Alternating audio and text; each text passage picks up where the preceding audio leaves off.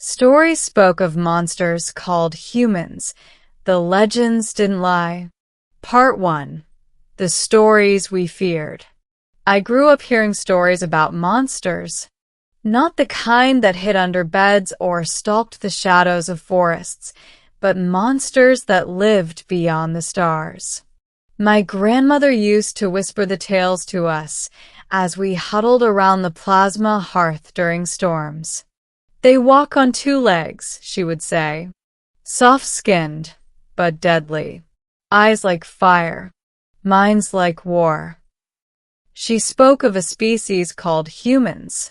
Our people, the Vurothi, had never encountered them. Not directly. The humans existed only in fragments of old star charts, abandoned research logs, and the fearful legends of ancient travelers. Every story had a common warning. Do not provoke them. Do not corner them. Do not threaten their own. Because humans, the old tales said, did not flee. They hunted. And when cornered, they became worse than beasts. They became something beyond understanding. Most of my generation believed the stories were exaggerated. Surely no species could be as terrifying as the myth suggested. Then I joined the Vurothi Diplomatic Corps. Then I met one. And I learned the truth. The legends didn't lie. Part 2. The Discovery. Our first encounter with humans came during an exploratory mission to the uncharted fringes of the Vega sector. I was an apprentice linguist assigned to a routine cultural survey, the kind of mission diplomats dreaded for its boredom. For 6 cycles, nothing happened. No signals. No inhabitants. Just empty worlds and dust. Then we found the station. It was massive, a derelict structure drifting silently around a dying star, its hull scarred, its architecture unlike anything in known records. Our science team scanned it. Organic? No. Mechanical? Yes. Empty? No. A faint life signature pulsed deep within. We debated for hours. Could be a trap, Captain Silith warned. But the council insisted. If someone was aboard, anyone, diplomatic protocol demanded we try to help. We boarded the station through a fractured docking port. The interior was dark, the corridors battered as if some ancient war had torn the place apart. Graffiti sprawled across the walls, symbols, words, warnings. Not in Vurothi. Not in any galactic language. And as we walked deeper, the life signature grew clearer. One being, unconscious but alive. This station is at least 3,000 cycles old, our medic muttered. How could anything survive? I didn't know. We reached the central chamber. And there he was, floating inside a cracked stasis pod, humanoid, muscular, wrapped in a torn uniform bearing an unknown emblem. 2 eyes. Bipedal. Soft-skinned. Exactly like the legends. A human. I felt the air leave my lungs. But what struck me most wasn't his appearance, or the strange scars that marked his body. It was the expression frozen on his face. Not fear. Not pain. Resolve. Even unconscious, even trapped for millennia, he looked ready to fight. Captain Silith exhaled sharply. So the stories were true. We extracted the pod and brought it aboard our ship. Our medic stabilized him, but the stasis damage was extensive. He may never wake, she warned. But she was wrong. Humans don't die easily. Part 3. The Awakening. We were 2 cycles into our return path when the alarms blared.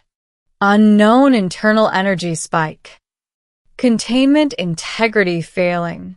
He's waking. I rushed to the medbay along with half the crew. The human convulsed as ancient machinery cracked apart. The chamber filled with steam and sparks. Then, with a violent gasp, he sat upright. His eyes opened. Black at first, bottomless, then shifting into hazel as the stasis fluids cleared. He looked around, confused, furious, instinctive. "Easy," I whispered in his language, the one I had taught myself from fragments of old transmissions. "You're safe." His eyes snapped to mine, sharp as blades. "Where am I?" The voice was hoarse but strong, a voice of someone used to command. "You are aboard a Vurathi diplomatic vessel," Captain Silith said cautiously. "You were found in a stasis pod. We revived you." The human studied us with unnerving focus. "How long?" "We estimate your station is more than 3 millennia old," I said. His jaw tightened. His fists clenched. Then a whisper escaped him. "Everyone's gone." His grief was a silent, crushing thing, strong enough that even our empathic officers stepped back. But then something changed. His eyes hardened. Purpose replaced grief. Humans, the legend said, did not break. And he didn't. "What's your name?" I asked softly. "Commander Elias Ward," he said. "United Terran Vanguard." We exchanged glances. None of those words existed in our history archives. "What happened to your people?" Captain Silith asked. Elias slowly rose from the cot despite the weakness in his limbs. "We were attacked." "By whom?" He met our gazes. "An empire that should never have existed." Part 4. The Shattered Past. Elias explained. His people had reached the stars thousands of cycles before any species now in the Galactic Council. Humanity had expanded rapidly, colonizing worlds with unparalleled ingenuity. But then came the Vorkan Dominion, an empire so ruthless that even mentioning their name once caused galactic war. The Vurathi believed the Vorkan had vanished long before our own civilization evolved. We were wrong. "They attacked without warning," Elias said. "They wanted Earth's jump core technology. We refuse." "What happened?" I whispered. Elias stared at the floor. "They came for our children first." Every species in the room fell silent. Humans, we knew, even from the stories, were terrifying when provoked. But when you attacked their young, legends said whole star systems burned. "We fought back," Elias continued. "But the Vorkan adapted. They tore through our colonies. We hid survivors in deep space shelters. My unit stayed behind to defend the last station." He touched the scar on his temple. "They boarded us. We detonated the reactors." "You sacrificed yourselves," Captain Silith murmured. "Yes." "But one of their warships warped the blast. Instead of dying, I was thrown into stasis drift." And now, 3,000 cycles later, Elias Ward was the last human alive. Or so we thought. Part 5. The Return of an Empire. 2 cycles after his awakening, the Vorkan found us. We detected their ships at the edge of the system, massive obsidian vessels bristling with spires, their hulls shimmering with unnatural energy. Elias saw the readings and went still. "They're back." Captain Silitha's voice trembled. "We can run." "We can't," Elias replied. "Vorkan don't negotiate. They don't spare witnesses. If they know humans exist again, They'll wipe out everyone to finish what they started.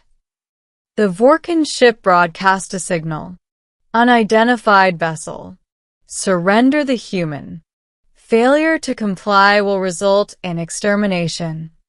The entire bridge recoiled. How do they know? I breathed. They can smell human DNA across light years, Elias said darkly. Trust me. We were outnumbered, outgunned, outmatched. And yet Elias Ward, last of his kind, stood calmly, as if facing an enemy he'd defeated 1,000 times. Let me talk to them, he said. Captain Silith hesitated. You alone cannot. Elias turned to her. His eyes were not angry, not afraid. They were determined. Captain, the Vorkan fear only one thing. What? He stepped forward. Humans. We opened a channel. A towering Vorkan commander appeared on the screen, six-eyed, plated, dripping with arrogance. Elias Ward, it hissed. We thought you dead. Sorry to disappoint, Elias said. We will finish our work. There are no humans left to save you. Elias smiled, not with humor, but with something older, sharper. You know what the old stories say about us. That you are monsters, the Vorkan sneered. Elias tilted his head. Then maybe you shouldn't have woken one up. The screen cut. The Vorkan launched their attack. And Elias Ward became everything the legends promised. Part 6. The monster they feared. We had expected terror. We had expected panic.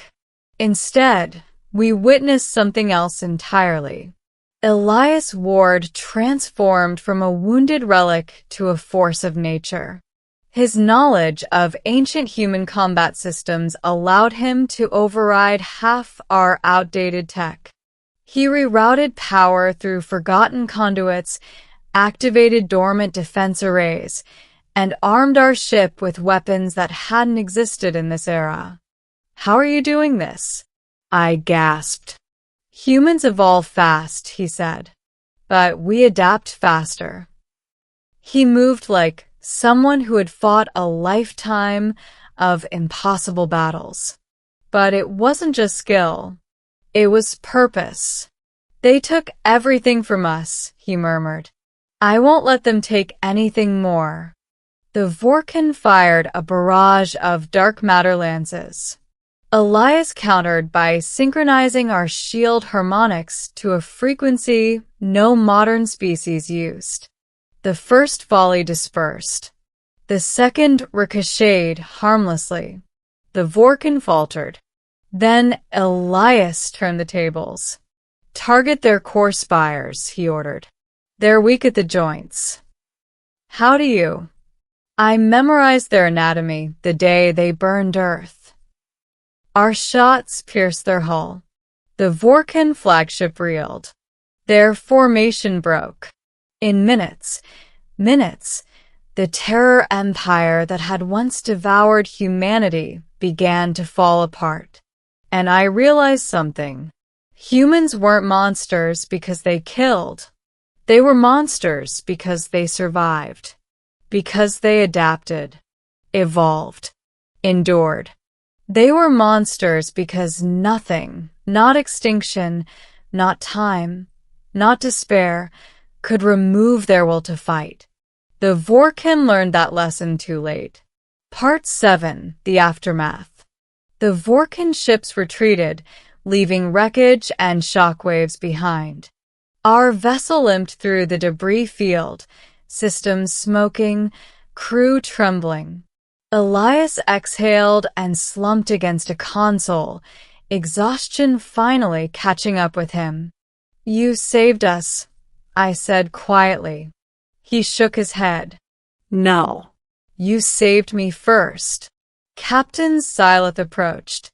What will you do now, Commander Ward? He stared out at the stars, cold, familiar, endless. I'm going to find them. Who? I asked. The shelters. The hidden colonies. The outposts we buried in the dark. I blinked. You think some humans survived? He gave me a small, fierce smile. Humans always survive. Then he turned to us. And if you'll help me, we might save the galaxy from the Vorkan for good. Captain Syleth looked at me. I nodded. We will help. Elias Ward, the last human, extended his hand. Then let's remind the galaxy why they feared us. I placed my palm against his. And why they respected you, I whispered. He paused. That part, he said softly, we'll learn together. Part 8. The Rebirth of a Legend. The Vurothi ship turned toward the stars where the lost human colonies might be hiding. Behind us, the remnants of the Vorkan fleet drifted like broken bones. Ahead of us, the unknown. But one truth echoed across the bridge. The humans had returned. Not as emperors, not as conquerors, but as survivors, as protectors, as the monsters the legends warned about, but monsters with a purpose. As we entered Hyperlight, Elias Ward looked over his shoulder at me. You're not afraid of me, he said. I smiled. No, I whispered. I'm afraid for anyone who threatens us. He chuckled. Then you understand the stories. Yes. I understood them perfectly. The galaxy had whispered warnings about humans for millennia. But now? Now the galaxy would remember. Because the legends didn't lie. The end.